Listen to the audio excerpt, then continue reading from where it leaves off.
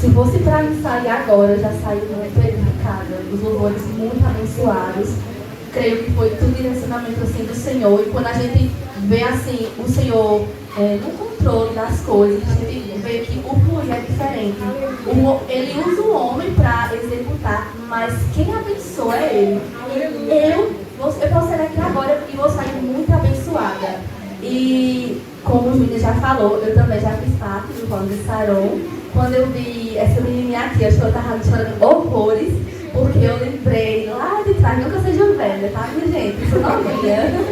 Mas me deu uma nostalgia, uma saudade, uma lembrança. Isso é muito bom mesmo. Estou muito grata a Deus pelo convite e por estar aqui, fazendo parte desse momento, não participando literalmente, mas fazendo parte deste tempo, deste momento. E agora nós vamos meditar na palavra. O tema da palavra de hoje que nós vamos meditar esperança na renovação. Está lá em Jó 14.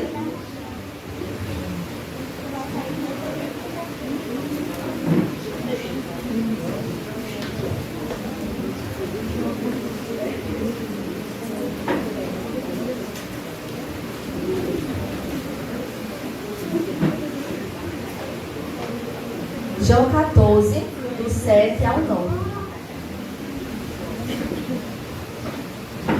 Obrigada, Sara.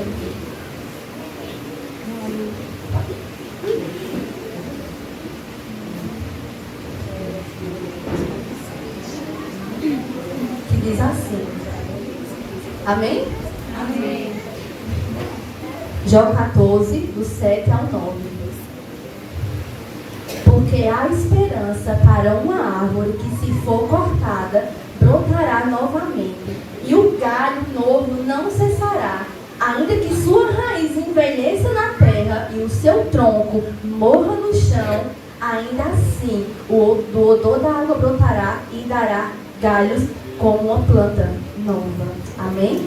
Senhor Jesus, mais uma vez, Senhor, te coloco nas tuas mãos, Senhor, como um vaso de barro, como uma serva pequena, sabendo que sou tão inútil, Jesus, em tua presença, mas eu reconheço, Pai, o quanto eu preciso de ti, o quanto nós precisamos de ti, Deus, para estar em pé, para poder frutificar, ó Deus. Então, nesta noite, me conduza, que o Senhor coloque na minha boca aquilo que o Senhor quer falar à tua igreja, começando por mim, Jesus. Obrigado por este tempo, em nome de Jesus, amém. Pode sentar, igreja.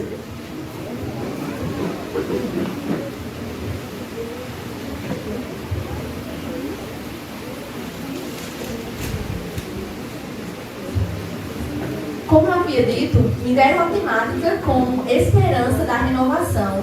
Antes de falar sobre a temática abordada, eu vou contextualizar um pouco do primeiro capítulo até alguns capítulos da vida de Jó, para a gente poder contextualizar e entender a narrativa desse sofrimento, dessa dor, dessa renovação que ele vai precisar.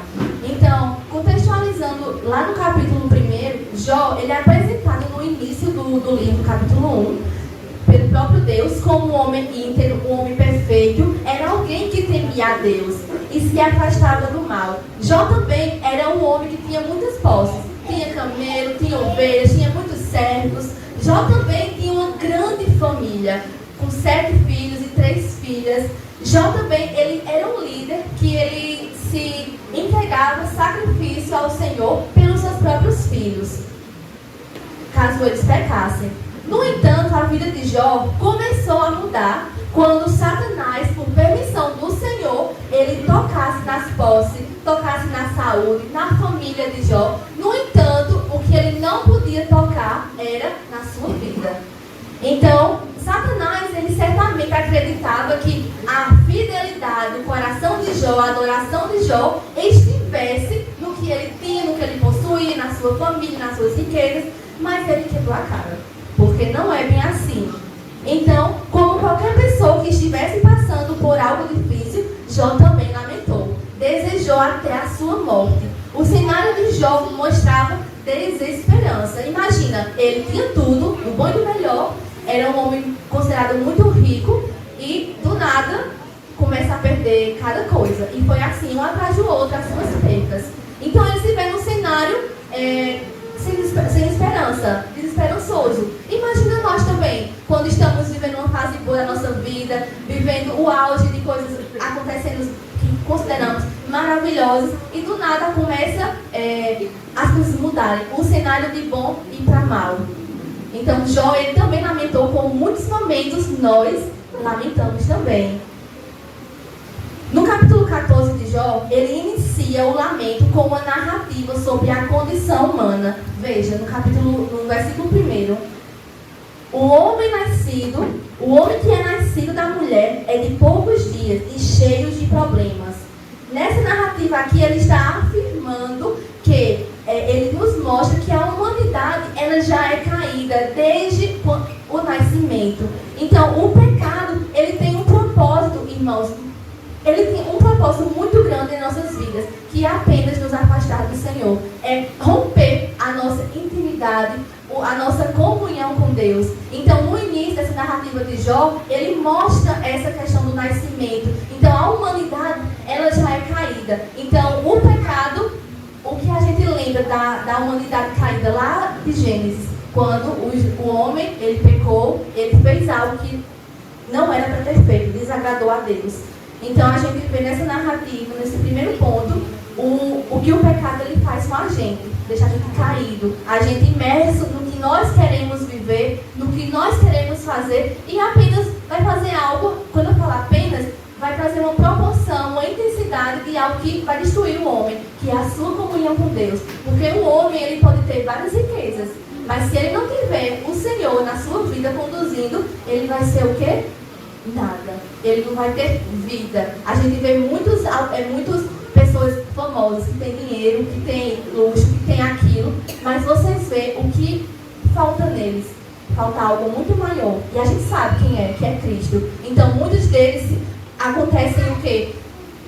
Se suicidam, estão em situação de depressão forte, mas porque as suas riquezas, as suas posses, o seu pecado está nessas coisas deste tempo. Então, nos versos 2, a gente vai ver duas metáforas sobre a vida. A primeira parte do verso 2 vai dizer assim: ele vem como uma flor e é cortada. Nessa parte daqui, da representação que Jó traz com a flor, ele representa beleza. A flor, ela tem uma beleza bonita. Ela tem, Vitória, que é bióloga, ela sabe que as flores têm beleza, mas também tem a sua fragilidade. Nós fomos comparados com essa flor. Apesar de bonito, de ter uma beleza, eu sou muito bonita, mas eu sou frágil, eu sou pequena, eu sou pecadora. Eu preciso desse Cristo para me suster, para me deixar de pé. Então Jó, ele vem nessa narrativa trazendo a beleza, a delicadeza da flor, mas também ele fala que essa flor precisa do seu Criador. E essa flor, ele está colocando a gente como essa representação. Então, o apóstolo Paulo, ele vai nos dizer em Efésios 2:10, que eu acho muito lindo esses versos que Paulo vai falar, que fomos criados em Cristo Jesus para boas obras, mesmo sabendo o quão frágil, o quão pequeno, limitados nós fomos criados com um propósito. Mesmo Cristo sabendo que somos uma flor tão frágil, tão pequena, tão pecadora, que não merece esse amor, mas Ele criou a gente com algo maior. Então, você não foi criado em Cristo em vão. Você não foi criado em Cristo sem nenhum propósito de vida. Então, sai nessa noite sabendo que, mesmo sabendo da sua pequenez, da sua limitação, o quão falho você é, você foi criado em Cristo para boas obras. O salmista Davi, ele ainda vai falar mais sobre essa flor. Lá em Salmo 103, 15, 16, vai dizer: quanto ao homem, os seus dias são como a erva, como a flor do campo, assim ele floresce, mas o vento passa por ela e ela se vai. A gente consegue observar nesses versos a brevidade da vida. Então, eu faço uma pergunta para vocês nesta noite: que rumo, que sentido vocês estão levando na vida de vocês? Que sentido eu estou dando à minha vida? A gente acabou de ver que a flor, apesar da sua beleza, ela é frágil. A gente acabou de ver também a questão do vento. Aliás, vai ver mais à frente a questão do vento, que se a flor não estiver firmada em algo, na raiz bem profunda, vem o vento e leva. Assim somos nós.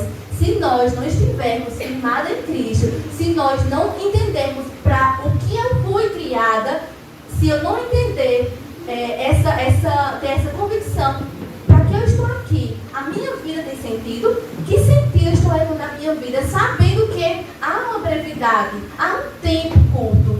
Eu estou cheia de vida, na minha concepção eu estou cheia de vida, mas eu não sei do meu amanhã. Então, como é que eu estou vivendo a minha vida de forma que eu estou glorificando Deus?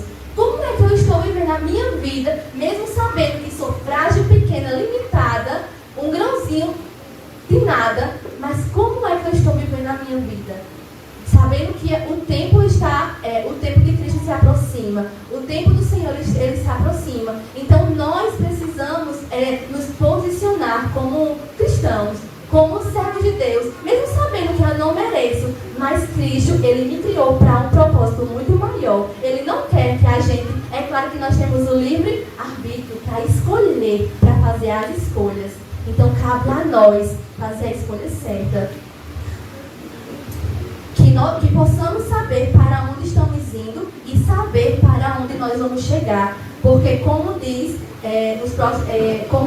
Jó, nos próximos versos, que é o 4,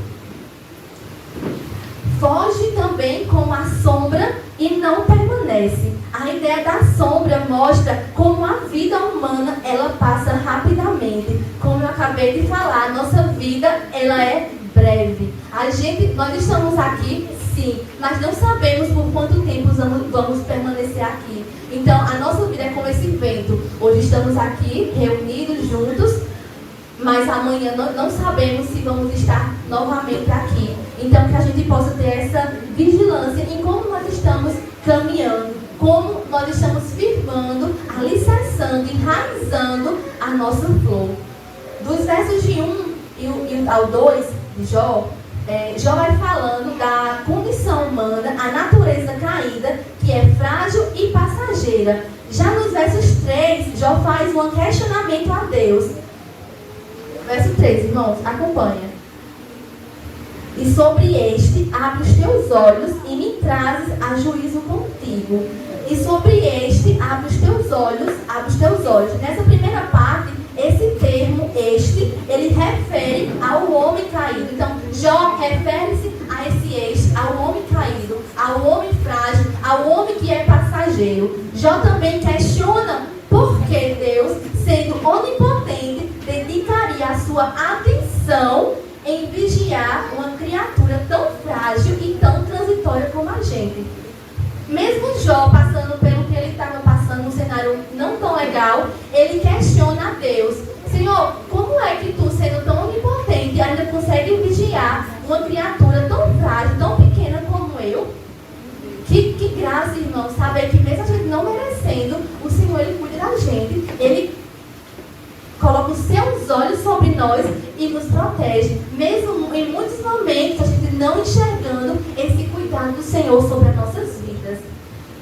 E ainda Jó, ele indaga a Deus, ele vê como Deus está tratando Jó como um adversário muito forte, como se ele estivesse em uma guerra com Deus, que é o adversário, e Jó, ele se coloca nessa posição de: Senhor, por que o Senhor está me usando? Por que o Senhor está permitindo eu, tão frágil, tão pequeno, está lutando comigo dessa maneira, como se eu fosse alguém tão forte? Jó, ele se questiona dessa maneira para o Senhor. E ele continua nos versos 4, refletir mais sobre a natureza humana e a impossibilidade de se tornar puro diante de Deus. Ele reconhece a imperfeição humana e a incapacidade de alcançar a pureza por conta própria, porque o homem, ele é incapaz de salvar a si mesmo. Nós sozinhos, nós não conseguimos sair do pecado em que nós estamos inseridos. Nós sozinhos não conseguimos nos salvar. A gente precisa de Cristo para nos sustentar. E a nossa salvação não é por nós mesmos, é por meio de Cristo. Então, nesses versos que eu acabei de falar, Jó, ele vem falando dessa narrativa. Nos nos versos 5, Jó também ele fala sobre que os dias e os meses são todos determinados por Deus. É Ele quem estabelece os limites para o homem. Jó também reconhece que Deus ele tem um controle sobre a vida. Mesmo Jó sabendo tudo que ele estava vivendo, ainda assim ele sabia que Deus estava no controle da vida dele. Diante do que Jó estava vivendo, ele pede a Deus para desviar o seu olhar, o olhar de Deus. Ele pede, Senhor, desvia o teu olhar de mim, porque o que eu estou vivendo está me deixando muito angustiado, estou com muita dor. E quantos momentos nós nos sentimos assim? Senhor, pelo amor de Deus, se não for para o Senhor me socorrer, tira os olhos de mim, eu não quero estar vivendo isso, eu não quero estar sentindo isso. E Jó, ele narra, ele vem falando sobre esse sentimento, sobre esse olhar que ele estava pedindo para que Deus viesse desviar. E olhando para a narrativa de Jó e o lamento, a angústia, o tempo difícil que ele estava vivendo, não é diferente de nós. Mesmo Jó sendo considerado por Deus um homem perfeito, um homem íntegro, Jó ele não estava ausente de também passar por tempos difíceis. Jó não é o alecrim dourado que a gente pode... Ai, que homem perfeito. Ele não foi esse alecrim dourado. Mesmo ele sabendo que, mesmo Deus falando para Satanás o quanto ele é um homem respeitado, um homem íntegro, perfeito, mas ele não ficou ausente de passar por tempos difíceis. E com a gente, irmãos, não é diferente também. Ah, Carol, mas eu estou buscando, eu estou no centro, eu estou vivendo em obediência. Irmãos, nada disso vai impedir do Senhor tratar com você.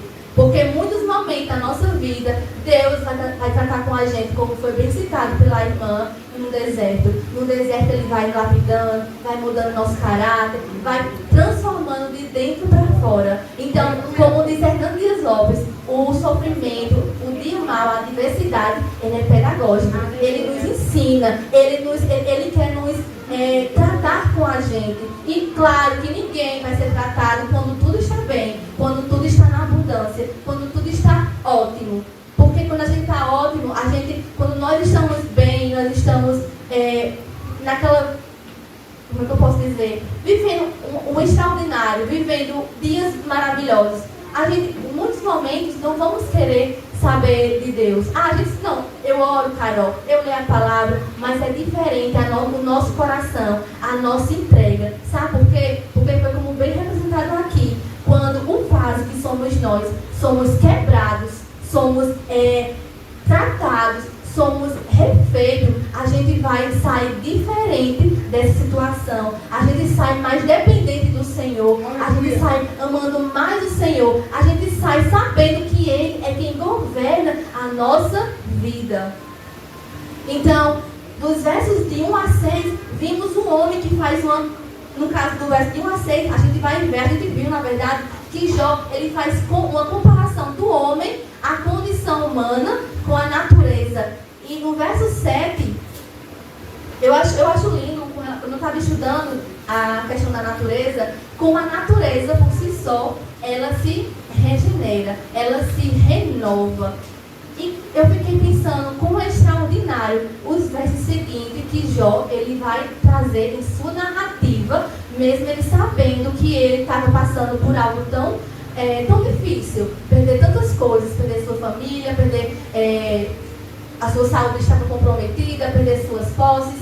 Mas Jó, nos versos 7 ao 9, ele traz uma narrativa de esperança, mesmo estando as coisas caóticas, mesmo estando, como ele mesmo fala, o tronco já morto. Vamos ver aqui os versos 7 ao 9. Porque há esperança para a árvore que, se for cortada, brotará novamente, e o galho novo não cessará, ainda que a sua raiz na terra envelheça e o seu tronco morra no chão, ainda assim, através do cheiro das águas, brotará e dará galhos como uma planta. Jó, ele compara esses versos, a vida humana a de uma árvore, ainda que cortada, ela há esperança de renovação. A nossa vida, ela pode ter recomeços, mesmo após a queda. Essa árvore cortada somos nós. E nós estamos, essa árvore cortada somos nós após a queda. O tronco morto representa como nós estamos espiritualmente. Jó, ele traz essa narrativa dos versos 7 ao 9, essa representação dessa árvore, daquele tronco que está ali representando. Que mesmo a gente achando que ela não pode ter mais vida, eu estou trazendo na nossa configuração, na nossa natureza. Mesmo eu sabendo que, Carol, eu estou morta espiritualmente, mesmo sabendo que a minha árvore foi cortada, mesmo sabendo que após a queda eu estou distante de Deus, Jó, ele fala em meio ao caos, há esperança para essa árvore que se acha, que está se achando morta, mas há esperança para essa árvore, há esperança de renovação, de recomeço. Sabe por quê, irmãos? Porque quem dá a vida, quem dá a esperança para o homem caído é Cristo. Quem dá essa renovação, quem dá essa transformação é Cristo. Então, a gente vai ver em 1 João, capítulo 1 e o verso 9, a renovação, a restauração começa quando quando a gente se arrepende dos nossos pecados. Então, João 1, 1 ao 9 nos diz: se confessarmos os nossos pecados, Ele é fiel e justo para nos perdoar os nossos pecados e purificar de toda a injustiça. Então, Carol, a minha árvore está cortada, eu estou só a graça do Senhor, eu estou imersa ao meu pecado, eu estou mais distante de Deus do que eu podia imaginar. Eu não mereço mais estar, de fato, você não merece, de fato a gente não merece, mas eu não mereço estar nessa presença.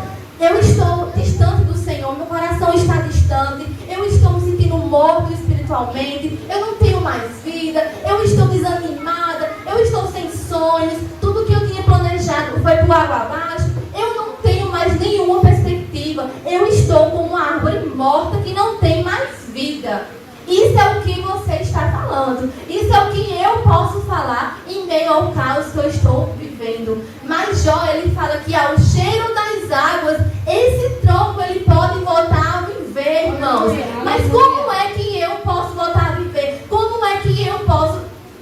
Minha árvore, o meu tronco pode se restaurar, pode se renovar, pode ter esperança. Eu confessar os meus pecados diante de Deus. Eu preciso reconhecer a minha pequenez, entendendo que o meu primeiro passo é me arrepender dos meus pecados. A renovação começa quando eu admito: Jesus, eu pequei contra ti, como diz Davi. Senhor, somente contra ti eu pequei. A tua presença está ausente de mim. Nesse contexto de Davi, ele reconhece os seus pecados. Ele reconhece que ele estava distante de Deus. Então, nós precisamos, para viver a renovação, a restauração, precisamos começar pelo arrependimento. Quando o homem se arrepende, ele rompe as barreiras que Satanás ele quer que você viva amarrado, imerso ao pecado. Então, quando a gente reconhece os nossos pecados, quando a gente confessa ao Senhor os nossos pecados, a nossa árvore começa o quê? A se renovar. A esperança começa a surgir. Jó, em meio ao lamento, ele pergunta: como algo sujo pode ficar limpo? Como é que algo sujo pode ficar limpo? E eu tenho uma resposta para isso, irmãos. O sangue de Jesus, ele nos purifica, nos limpa de todo pecado. Se você acha que não tem mais jeito, se você acha que você está imerso, se você acha que a sua vida está mais entregue a Satanás do que tudo, você hoje tem uma esperança. Mesmo a sua árvore, mesmo a sua vida não estando de forma que glorifique a Deus, mesmo que você esteja sentindo uma árvore morta, uma árvore sem vida, eu te digo nesta noite, há esperança para você, mas se arrependa dos seus pecados, se arrependa daquilo que está lhe amarrando para você não romper essa barreira e de fato viver uma restauração, uma renovação pela graça do Senhor. E sim, há uma resposta para a pergunta de Jó. O sangue de Jesus, ele nos limpa, nos purifica de todo o pecado. Aleluia. Então o homem, ele só consegue ter a libertação, a pureza, a limpeza, como o Jó fala, por meio desse sangue. E não foi foi em vão, não foi em vão o sacrifício de Cristo, não foi em vão tudo que Deus, Ele propôs para essa humanidade caída, para nós que somos caídos, que somos falhos, que somos comparados àquela árvore, a flor que Joel narra logo no início do capítulo 14. Essa flor frágil, essa flor passageira, essa flor que é tão transitória, mas mesmo assim, Cristo Ele nos criou para um propósito. Fomos criados para algo muito maior em Cristo Jesus. Aleluia. O tronco estava morto. Outrora nós estávamos mortos com aquele tronco. Ou você pode estar morto espiritualmente hoje. A narrativa traz lá de trás a humanidade caída, a humanidade morta. E como é que está o seu coração hoje?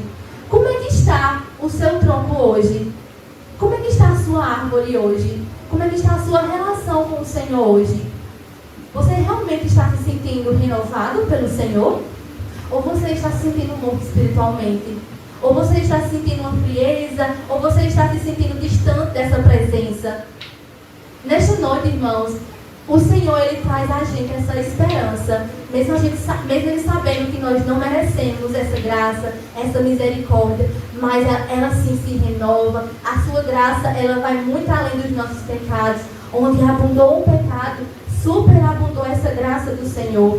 Mas Cristo nos vivificou. Em Cristo você pode ser vivificado novamente. Antes estavam mortos por causa dos nossos pecados e da nossa desobediência. Mas Deus nos vivificou juntamente com Cristo, porque pela graça você é salvo. Isso não é a gente que faz algo em nós, mas é que Cristo faz em nós. Nós somos salvos, irmãos, por essa graça, por esse amor, por esse sacrifício que Cristo fez na cruz por nós. Então, nós estávamos mortos com esse tronco.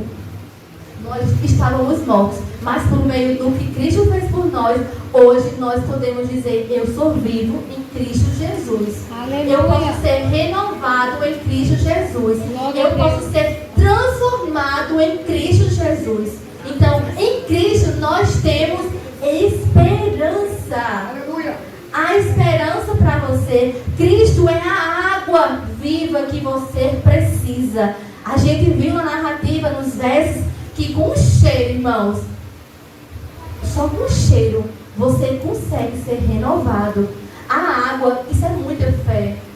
É você dizer: Deus, eu estou cago, eu estou muito mal, eu estou diante de Ti, Senhor, tão falho, tão pequeno, tão mal, tão imerso ao meu pecado, mas pela minha fé, Jesus, pelo meu arrependimento, pelo o que eu vou alcançar de Ti, eu consigo ser restaurado, eu consigo ser renovado, eu consigo em Ti, porque o Senhor é a esperança que eu preciso, mesmo em meio ao meu caos. Então, não há outra situação que você vai ser reencontrado, que você vai ser transformado pelo Senhor, apenas por meio de Cristo, apenas por meio deste sangue e desta água viva que a gente precisa. Porque essa água que faz com que, de fato, o tronco venha voltar a ter vida, essa água ela nos proporciona vida.